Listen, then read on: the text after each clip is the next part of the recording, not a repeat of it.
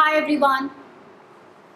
Today's topic is how to revamp your website and what are the 11 things that you should consider if you want to revamp your website for your B2B business.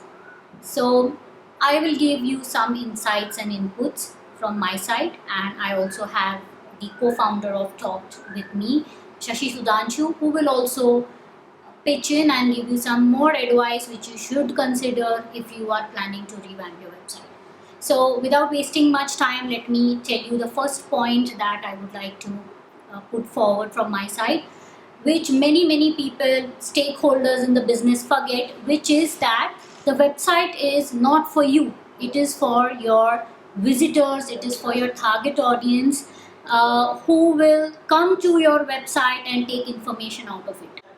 So it is important that you understand who your visitors are, who is your target audience, what is the segregation of your target audience, how would you like to categorize them, what would they like to read on your website, how would you like to produce and put that information up on your website, what kind of visuals your visitors are used to looking at.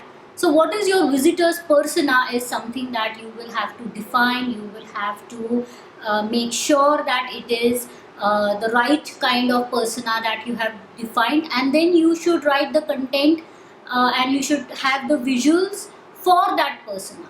Okay, so that is the first point from my side. Hi everyone, my name is Shashi Sudhanshu.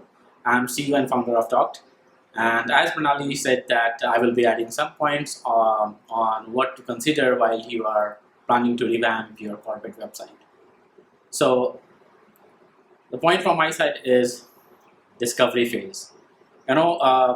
Most of people think that it is really important in an application development, but it's equally important when you are planning to revamp your website. So what exactly this discovery phase is, right? So it allows you to discover all the objectives that you want to achieve by revamping the website. And most of the time when websites are not done based on any objective, it is a never-ending process. So it's very important to have a discovery phase dedicated in the start of the website project so that you plan what exactly you want to achieve, what technology you're going to use, who are the stakeholders, and everything related to the website. You need to cover that. Messaging and positioning. I hear that a lot from my B2B clients when they want to make a website. They stress a lot on the messaging that should come out of the website, how they want to position their business. Again, this is from the first point that I said, that is, you need to define the persona of your visitors. Messaging and positioning is the same. It has to be done for who is going to visit your website and who are you making this website for. You can create a positioning through a streamlined messaging, through a very well-defined storyline, which is based on a lot of facts and data that you collect. So there are 3 formulas for your messaging and positioning. So if you can have this thumb rule, you can get most of your messaging and positioning right. So the first one is who you are, what you do, and why people should go for you. So remember these 3 things, and you should have these 3 things in your messaging and positioning. If you can nail these 3, you have got the messaging and positioning right. Anything other than this you write on your website is just noise. So just remember these 3 things. Another point is UX. As I say, keep it simple, and believe me, that's the most difficult thing, to keep it simple. So it's very important to involve a UX designer while revamping the website, so that the navigation that you are going to create, the menu item that you are going to create, how information is going to flow from one point to another point, that has to be in the interest of your visitor. So all these UX things you have to apply while revamping your website. Another point is layering and leveling of information. Now, what does it mean? So, especially when we work in the technology space, we realize that a lot of many companies, sometimes they say, these are our services, these are products, frameworks, solutions, and different people use different terms about it. And what it really makes it really complex is for a visitor, they don't understand what exactly that you are offering to them, what is the value proposition for them. So it's very important to level your information in terms of what are your primary services, what are the sub services, what are the frameworks, and what are the products that you have. And these level must be very clearly put right in the menu or on the home page, so that you are providing a right navigation for a person to reach to the right information that he is planning to go to. A lot of people ask me, should they have SEO on their website? We are a B2B business. Why do we need SEO? Come on, in this age, if you're asking why you need SEO, you're outdated, man. So you need to understand the importance of SEO. You need to understand that SEO is a very long process. It takes time to work, and you should do it, start doing it. You should have started doing it yesterday. So if you are still wondering if you have to do SEO on your website, yes is the answer. There's a lot of technicality to SEO, on page, off page. You'll have to have a lot of keywords.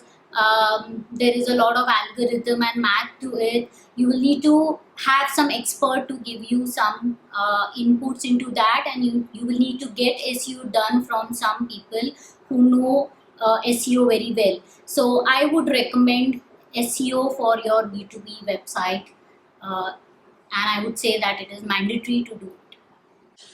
And yes, design, my favorite. So every website has its own persona based on what exactly you are going to present on the visuals. Whether it's going to be image-based visuals, whether it's going to be an illustration-based visuals. Every visual has a different persona, whether you are a part company, you are a services company, you are in B2B segment, B2C segment. There is a color psychology that goes all in. And as you know, the amount of effort that or the exercise that you do while creating a brand, while designing a website, all those things also need to be put into the place where you kind of give a persona to your design, what exactly your look and feel is going to look like. A lot of businesses ask me, how do we start? How do I know my website should look like what? They don't have a visual in mind. It's hard to visualize how I want the website to look. What should be the design? How the content will be look on the website? How the messaging positioning will look on the website? So for all this, first of all, when you start the research phase of your B2B website, it is important that you collect the right references for your website.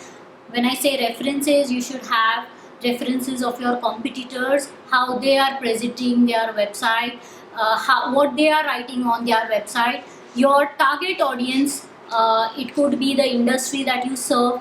What are they used to reading on websites? What are they used to looking at as visuals on their website? You should be studying that. So your competitors, your industry, your target audience, you should go and have a look at their website. You should curate them properly. You should have a look at websites from very large organizations who have done very good design, from experimental and creative website companies who have done amazing websites. You should go and have a look at that also, so that you get an idea what kind of websites are being made and what would appeal to your target audience. So again, I would like to stress here that the website is not for you. So how you want the website to be, what kind of designs you like, what kind of visuals you love. So the stakeholders should not have their personal choice in this. It should be based more on research of what your target audiences would like to look at, and what they would, what is their psychology, or what is their what is their mindset. So you need to understand that and go for that. So it is very, very important that you create references which are applicable, and from which you can take some data points which would help you in building your website. And most of the time, the moment we start a website project, it gets stuck right on the home page. Its very challenging part is to define what exactly your initial 6 seconds of visitor is going to see. And that's what we call the hero section of the website, the main banner. and that's where your main positioning, main messaging goes. And that's also so better prepare what kind of uh, homepage or banner or the hero image that you are going to have over there, what kind of messaging and positioning will go together, so that your text, your visuals, your menu, your color theme, everything should be right in the place. Whether you want to go for a dark theme or a lighter theme, define it very well and focus on what exactly the hero section is going to look like, because that's the initial first 6-7 seconds of the visitor that they will spend on your website, and that 7 seconds will decide where they want to go on the website and how exactly they're going to navigate through the website. So it's pretty important factor is to focus on the homepage and especially on the hero image. One last input from my side is content. So there is a slogan for it: content is king. And I would say that yes, content is plays a very important part to project on your website what kind of business you are, what kind of mindset you have, what kind of appeal you have. It's kind of your first interaction with your target audience. They get a feel out of it what kind of a business you are. So it's very important how you write the content, what is the style, what is the format, what category of content you fit in. And the word for all this is storytelling, which is the word right now. The whole world is trying to write stories about their company, their organization, and that is something that you should focus on as well in the content. For storytelling, I always tell people that it's not a creative process. It's actually a very mathematical and scientific process where storytellers like thought, we gather a lot of data points, we gather a lot of research, we study that, and then from those data points we are able to craft out content and stories which would appeal to your target audience or the visitors that you want to read that content. So when it comes to content, you need to be very very critical as to, and scientific and mathematical. And then, how can you forget technology? So it's very important to do the discovery phase, as I mentioned, and define your technology pretty well. Whether you are planning for a content management system, CMS-based website, or it's going to be pure HTML website, or you want any other technology to be, where you're going to host it. Many people say that the website performance should be really fast, but there is a technology that's going to be involved on the front end, what you're going to use. Plus, there is also dependency on where is your website going to be hosted. So define every parameter of the technology that's going to be there in the website. Define it pretty well, whether you are going to integrate it with any of the CMSs, where your inquiry is going to be, how exactly the CRM is, whether it's going to be integrated with any of the CRM, which CRM we are going to use it, how exactly the lead management is going to apply. So define everything, your page speed, your load speed, where all your media is going to be placed. So talk to your technical team, plan it pretty well, so that it should not go towards the end and land in the troubled water. That's all from my side. And these were the 11 points that you must consider while you are trying to revamp your corporate website. Thank you.